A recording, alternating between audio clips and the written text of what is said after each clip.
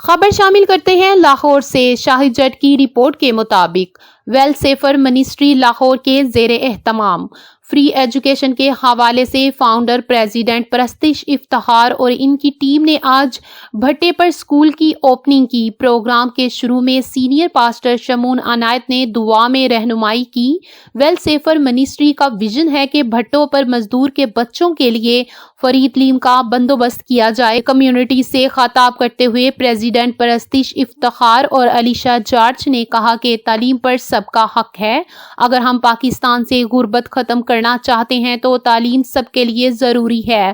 پرستش افتخار نے کہا کہ ویل سیفر منسٹری کا مقصد کوئی مزدور کا بچہ تعلیم کے زیور سے محروم نہ رہے۔ اکثر بھٹوں پر کام کرنے والے افراد تعلیم حاصل کرنے سے قاصر ہوتے ہیں اور اس لیے منسٹری نے یہ عہد کیا ہے کہ ہم بھٹوں پر بچوں کو تعلیم دلوانے کے لیے کوشاں رہیں گے تاکہ پاکستان ترقی کر سکے۔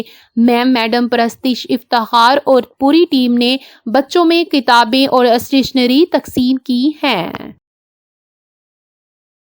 اچھا، آپ یہ دیکھ سکتے ہیں کہ یہ جو بھائی ہمارے ٹیچر ہیں، یہاں پہ یہ بچوں کو ہینڈل کریں گے، ان کو پڑھائیں گے اور ہر طرح کی تعلیم ان کو دیں گے، روحانی بھی اور جسمانی بھی۔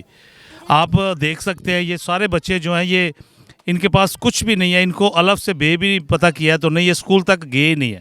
یہ آپ نے خاص ہمارے لیے دعا کرنی، کیونکہ یہ دعا سے مسئلے حل ہوں گے، یہ دعا سے آگے ہم بڑھیں گے، اس کے نام کو جلال ملے گا، ٹھیک ہے؟ تو آپ نے ہم سب کے لیے دعا کرنی کہ خدا ہمیں وسیلے وسائل بھی ساتھ دے، ہمیں ہر طرح سے خدا برکت دے کہ ہم اس کام کو آگے لے کے جائیں، اس توڑے کو آگے لے کے جائیں تاکہ اس کے نام کو جلال ملے۔